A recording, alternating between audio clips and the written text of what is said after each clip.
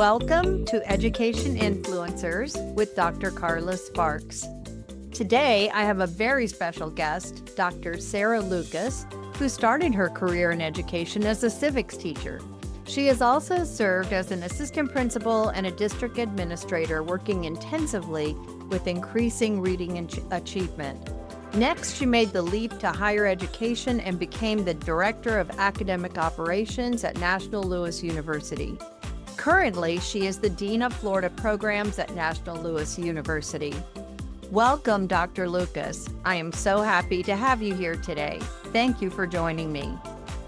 Well, I'm so glad you're here, and I'm really excited to have this conversation with you today. And we'll jump right in. The first thing I want to talk about is, so you finished your doctorate 5 years ago in 2020. And I'm just wondering if you could share with us a little bit about what doors have opened for you since that time that have allowed you or caused you to make an influence on the larger educational community. The dissertation and in general was a very influential part of my next steps because that research really catapulted me into spaces that previously I wouldn't have been able to enter. And then graduating with my doctorate, I was able to take those steps. And I've said it many times when I've talked to folks interested in coming to NLU that I owe every positive move in my career after 2020 to this time at National Louis and this degree and the dissertation work. So I grew up in teaching, right? I came up as a social studies teacher at the middle school level. My undergrad degree is in social science education. And so that doesn't scream K2 reading, does it? So I became fascinated with that. However, when I ended up taking an opportunity to work at the elementary curriculum level for a school district. And I just found it all fascinating because one thing I noticed as a middle school teacher was how much reading deficits impacted my students and their ability to comprehend complex topics in civics and social studies. So that was a big passion of mine, despite not having necessarily the words on paper to prove it. You know, I didn't have that expertise on paper yet. So I took advantage of that in my time with my doctorate with you in this program, Carla, and I was so excited to really build my expertise in something that I already knew I cared a lot about. So that allowed me to build that ability and build that credential. And so since then, I was able to grow in that district position, and I became, a coordinator of kindergarten through second grade instruction and curriculum. And so that was very exciting, being able to apply that passion and skill at the same time. That allowed me to help guide the change of different credentialing requirements in the state and some pretty massive changes that impacted some administrative pieces. And I was able to help guide administrators and in their schools in that. And so that was exciting to have that change leadership knowledge that the program really emphasizes. And I carried that on when I became an elementary level assistant principal. So just being able to transition to something I cared a lot about, to something new I cared about, was very, very exciting. And I feel like I've really gotten to experience the joys of working with students who had deficits, but then also working with students at the ground floor where we can prevent deficits. So that was very, very exciting. That is really exciting. And I love the whole composition of what you just said about starting in middle school and then going to the primary level, which is kind of atypical in K-12 education. And you had really good reasons for doing it and really great experiences. And I can see the level of influence that you exerted in doing that. So that's really fantastic. And then you made the leap to post-secondary. I did. Tell us a little bit about the influence you have in those roles that you've had and currently have. That's a good question, because you're right. I made another jump after I was an assistant principal at the elementary level. I moved to higher ed and have been the Dean of Florida Programs at National Louis University, Tampa for a little while now. And, that's another leap. But what I was able to do was not only take my passion for the content area of, reading and building students when they're young into good readers. There's a lot of change management and administrative skill there. So having the ability to work with adults and teach adults how to do things and how to shift entire paradigms of thought on instruction, and moving entire districts from philosophy of teaching reading one way to another. And it's not easy, but that, regardless of content, is a skill set that I believe I was able to carry into higher education leadership. Even as a child, I always thought to myself, I love university things, college. When I was a child, my dad was getting his master's degree. And so from a very young age, when I was 5, he was writing his thesis. And so I just remember that so clearly. And I became very enamored with just the university and academia in general because he enjoyed it so much. And so I knew that one of my lifelong goals would be, reaching possibly the goal of working at higher ed.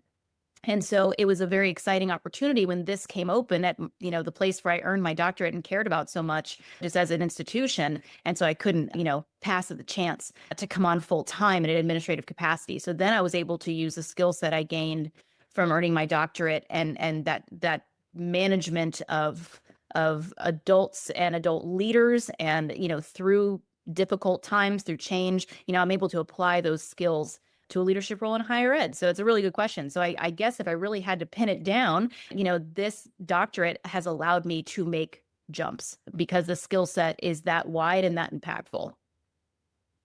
So I want to talk about reading for a minute, because I'm really fascinated when I can look back at something that's occurred and is continuing to occur, and then see like how the dots connect. And so you were working as a coordinator of basically primary level reading instruction, and you were working around Florida's big emphasis on reading. As somebody at Florida Department of Education recently said to me, understatement here, Florida is big on reading. And so all people who work with teaching any kind of reading, elementary reading, middle reading, high school reading, remedial reading, advanced reading, they have to have what Florida Department of Ed calls a reading endorsement. Mm-hmm. And so you were working with that when you were in that coordinator of primary reading instruction role. And then you started working with that knowledge base to bring reading endorsement to the post-secondary level for teachers to gain that knowledge, that skill, and that endorsement on their professional educator certificate in Florida. So tell us a little bit about how that worked for you, how that connection occurred and what it might mean. Yeah, and hopefully I answer your question, Carla. So please redirect me if I start going down a path. But yes, so the juxtaposition of learning about how to teach children how to read and then teaching adults how to teach children how to read, it's quite a jump. But I'm thankful for the very skill set I was mentioning for the first part of the question, because that is a combination of really intense content knowledge. Because teaching a child to read is the equivalent of rocket science, I'm convinced.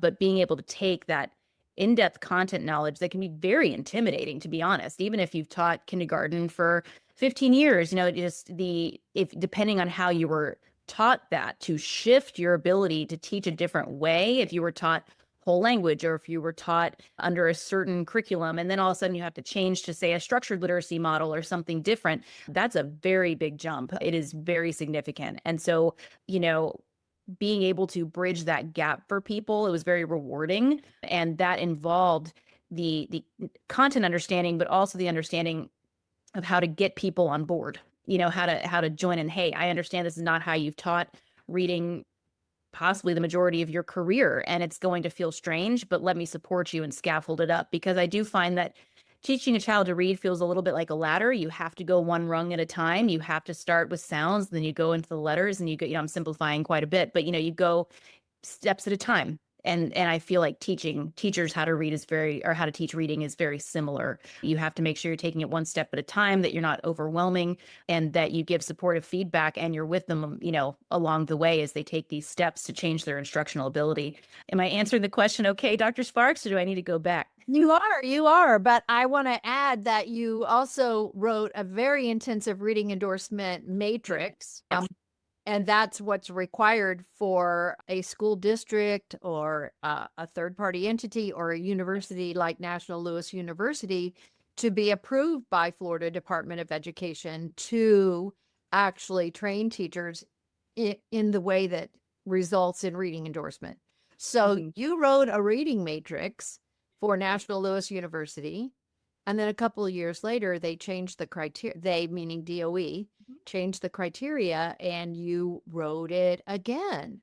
So tell us about what was the impact of that experience Mhm. for you and on other people? Well, I have to give a shout out to the team I wrote the first matrix I ever did, which was when I was still a district administrator. So I worked with a team of 3 other people, and they were just fantastic. And, as I was coming in as a social studies teacher for middle school and just building every single day, gaining new knowledge of how to teach reading in a different way for younger students, they were just incredible. So I owe a lot of my knowledge and understanding that I was able to bring to Nationalist to that team. So just a shout out to them, of course. But then applying that knowledge was incredible because I knew that I could do it. You can imagine the imposter syndrome one might feel, not only jumping grade levels, but then also jumping in role, going from teacher to administrator, going from, teaching older students to much younger students. And it's quite common. And you might have seen this too, Carla, in your journey, that people that teach older students, like I could never teach a kindergartner. I don't give me 5-year-olds. I couldn't do it. And then the opposite is true too, where teachers of younger students find the older students to be quite intimidating. So there's that piece too. And I was one of those that thought teaching the younger students might be quite difficult. And so I was changing ages, grades, contents. And so it was just very difficult. And so having to overcome that was, quite a task, but it was also very exciting. And again, I owe a lot to that team, but moving through and being able to support educators through high quality instruction, that was a really exciting and impactful piece. Because what happens when you finish that matrix, and like you mentioned, we send it up to Florida Department of Ed to get approved, that allows us to teach the pieces in that matrix, which is essentially a long list of lesson plans that you intend to teach different material of. When we're able to apply that, then we're able to ensure that teachers are going into the field, into the classroom, as prepared as possible to not only face the difficulty of teaching reading in general, but what do we do when students show signs of dyslexia? What do we do when students show signs of various reading processing difficulties? And that is possibly the most impactful part, is when we're able to not only have the baseline ability to teach reading and the understanding of phonological awareness leading to phonics and so on, when we're actually able to do something about it if we notice the student's having a little more difficulty than we thought or should be happening. So that was a very big part of that impact, is being able to help teachers have a lot of flexibility and knowledge in that. And so we've done that a couple of times. We like you mentioned, we did it for reading endorsements separately, and then of course as part of a new program, which is another huge impact, and we can talk about that down the line, I'm sure. But yes, being able to write this several times has been exciting, rewarding, and a lot. It is a lot. I know it's a lot. And I just want to say I think most people agree that reading is foundational to everything else that we teach children and adults. And so having the opportunities that you've had and seizing those opportunities and developing that kind of curriculum that is approved at the state level and is being used and continues to be used by educators who have taken your materials and put them in play. There's a whole huge trickle down effect from writing curriculum and having other people continue to use it down the line and continue to impact teachers of reading and the children of those teachers of reading. So it's a really amazing and huge part of your whole story. I think that's a really strong highlight that you maybe don't have an opportunity to share too often. So I wanted to make sure that you had an opportunity to share about that today. So, Appreciate that. That's great. yeah, well, thank you for telling us all about it, because I don't think a lot of people realize what goes into developing reading curriculum and reading instructional strategies, and you've done all those things. So that is really powerfully impactful. But that's just one piece of your story. You have a much larger story than just that. So Talk to us a little bit about how and where you influence education currently. That's a great question. As I kind of alluded to a moment ago, what is the most exciting and I think important part of my job as the Dean of Florida Programs for National Louis, located over in Tampa, is being able to support the leaders of programs to develop new programs. So, our work together, Carla, when we created the Master's of Arts in Teaching degree, which is an alternative pathway, of course, for teachers in Florida to earn their master's, get that reading endorsement we were just talking about, among other things. And how wonderful that we can say that we, are providing yet another pathway for us to develop great teachers. And we know students that come through our program are going to be able to have confidence to go into the classroom as a new teacher, feeling good. I think about that imposter syndrome I talked about, going from middle school to elementary. I even put myself, even as a district administrator, in a first grade classroom to teach reading for an entire semester to make sure that I could apply the skills I was teaching. It was just, really making sure that people are prepared. And so we have those experiences built into that program, and just the construction of it and the execution of it has just been so rewarding, and it does influence, education here in our communities, and it's so exciting. And then, being able to apply that to a future school counseling program that we're developing, applying that to what we're hoping to be a doctorate in school psychology, plus supporting the current school psychology program. We just so happen at National Louis, which of course is one of the reasons why I wanted to be there full time, just lots of dedication to the education field here.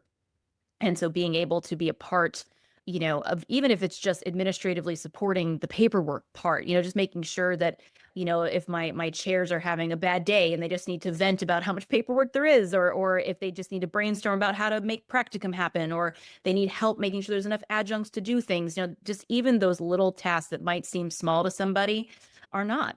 And it all connects. And so that is just, if I had to say how I'm influencing now, it might seem pretty behind the scenes, and I know that, but I like to think that I'm able to really support the doers to make sure that they have what they need to do what they do best.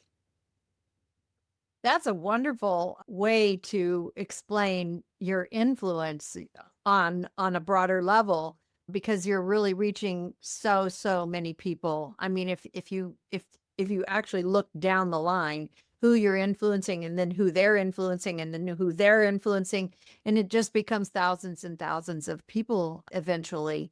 And that's really amazing. So congratulations on that work and on your leadership style of how can I help you, which I've experienced personally. So I can say with certainty and honesty, that is the way you go about your leadership, and I appreciate that.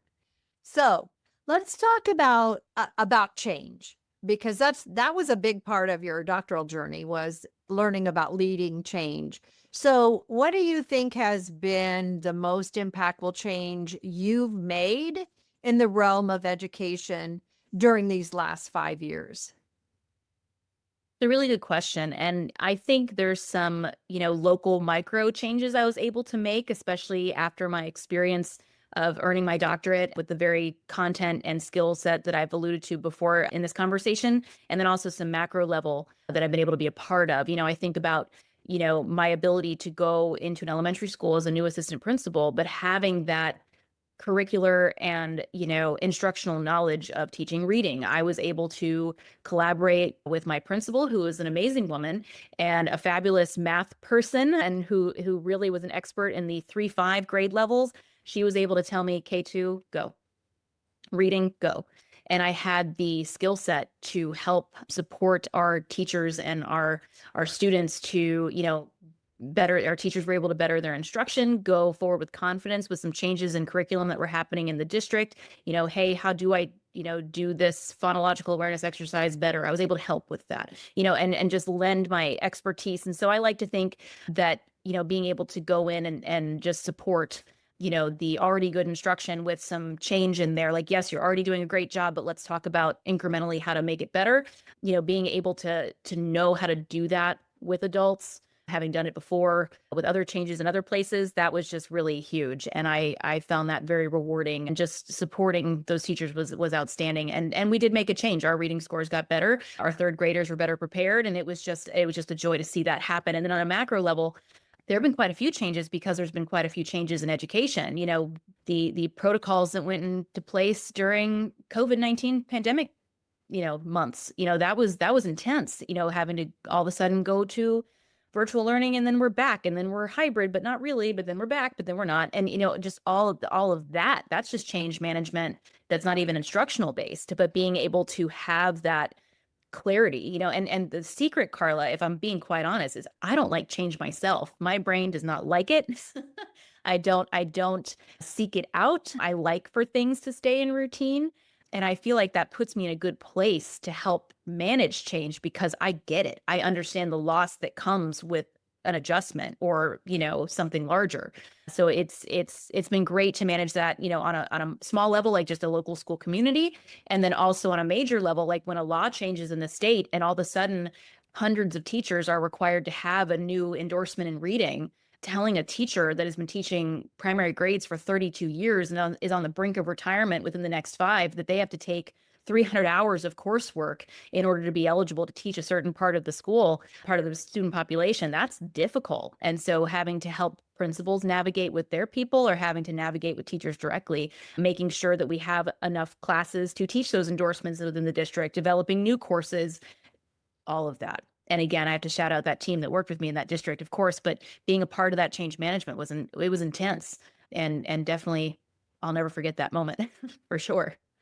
Change is definitely difficult for most people, and being empathetic and understanding and also knowing how to guide people through change is a really important skill set.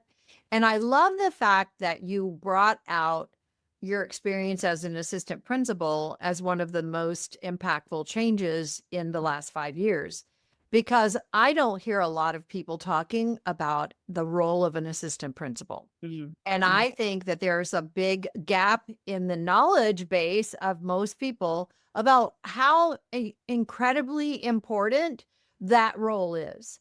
We tend to think about the principal of the school. We tend to celebrate the teachers of the school and those who have a big impact on children and those who are well loved and well respected. And also those staff members who serve the children lunch and, all of those other folks. And we don't hear much about assistant principals. So I really do appreciate that you brought that out as one of your most impactful experiences in leading change and Mhm. helping people through a variety of different difficult things. So thank you for sharing that.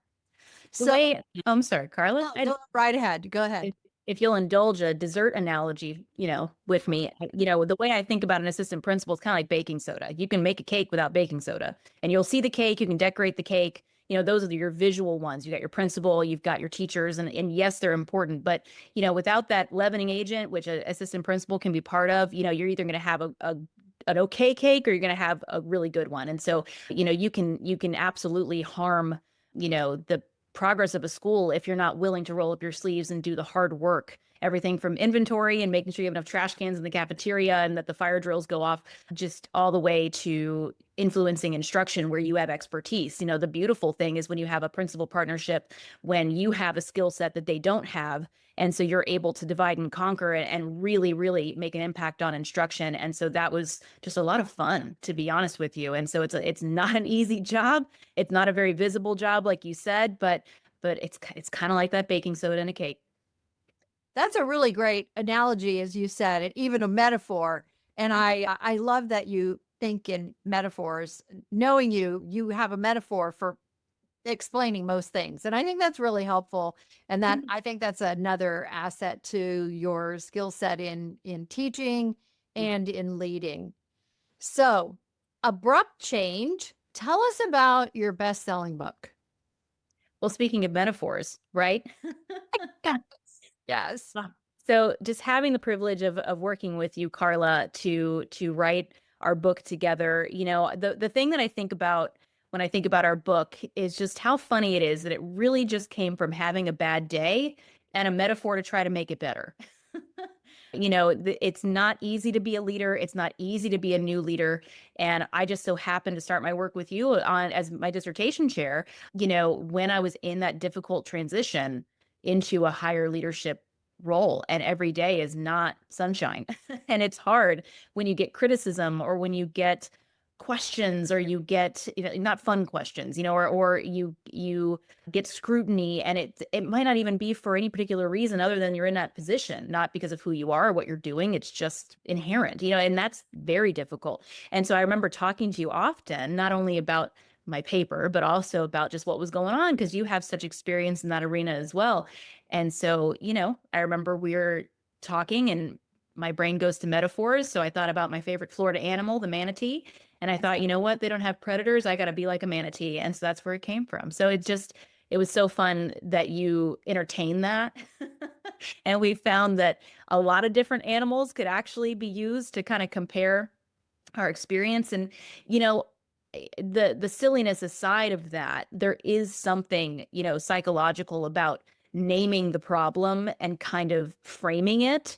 And that allows you to encapsulate it and then possibly even put it aside over time. Like that's just, I got to be the manatee. I got to float above this. And it's that cognitive piece of let me imagine myself like getting above this problem. And it just allows you to move forward. So that was a lot of fun. And so we couldn't help ourselves but write it down, could we? Well, we couldn't. We couldn't ignore it. But I will say, I was fascinated when you brought up that metaphor, and I did not know nearly as much about manatees as you do. And so I didn't understand the metaphor. And when you explained to me that they don't have predators, I thought that was really, really interesting. And then, of course, I think many Floridians know that manatees don't eat meat, they eat lettuce. And so then you enhanced your metaphor by saying, well, they also don't prey because they're vegetarians. So when you have an animal in the sea, a big animal like the manatee that doesn't have predators and doesn't prey, that's a really cool animal to think about. And when you're having a bad day, that's a really soothing thought. And that led us into all those other animals as you mentioned. But I have told you this before and I'll say it again. All credit goes to you because you were the one that said, well, we should write a book about this. And then you didn't let go of that. And so we did. Here And we go. thank Yeah. you for pushing me through that door. Oh, well, and thank you for going with me through it. And, I do have to say, lest we have any marine biologists listening, a shark might chew on a manatee, but they tend to avoid the waters where sharks are. So maybe they have a predator out there, but truly they just avoid the waters they're in. So they're just smart like that. But either way, they're just floating away from their problems. But no, I appreciate that. And your support was just so instrumental with me getting through that time. Not only the dissertation work in school, but just mentally being able to kind of apply that stress, like instead of thinking, wow, I'm so stressed about this hurts, I don't like it. It was more like, what animal could this be? It allowed me to be productive with it, like maybe a bat, maybe the octopus, it just allowed me to really name it, like I said, which allowed me to just kind of psychologically get through it, when it was a really tough time. Yeah. Yeah. Be the manatee. That's right. It's quite a reminder, in the title of the book. So, That's it. well, thank you for sharing that. I really appreciate your perspective on that experience. Even though I was there and part of that, it's still interesting to kind of step back and hear you reflect on how that felt for you and what it meant for you.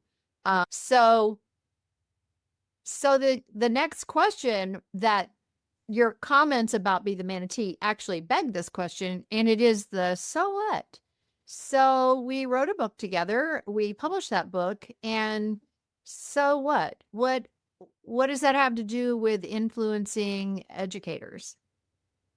That's a really good question. I think about, the spark for the book. It was just what happens when a leader has a bad day and doesn't have a lot of places to turn. In my leadership positions, I've found, educational leadership positions specifically, that it can get a little lonely. You're the only assistant principal on your campus. And yes, you can confide in your principal, but there could be times where your principal's causing you stress. Not that mine did a lot, but it happens, right? It happens where there's conflict of interest with your boss and what to do next on something, and who do you vent to at that point? point. It's not appropriate to go to your teachers. It's not appropriate to talk to your coaches. So you're just kind of there. And it was the same as, in district leaders, there's only so many people and people like to talk. So you got to be careful, so it's just kind of a minefield with that. And so, when I think about our book, my hope is that it can be company, and it doesn't have to be an educational leader, but, being educational leaders ourselves, we do kind of, it plays very well with that audience, I think. But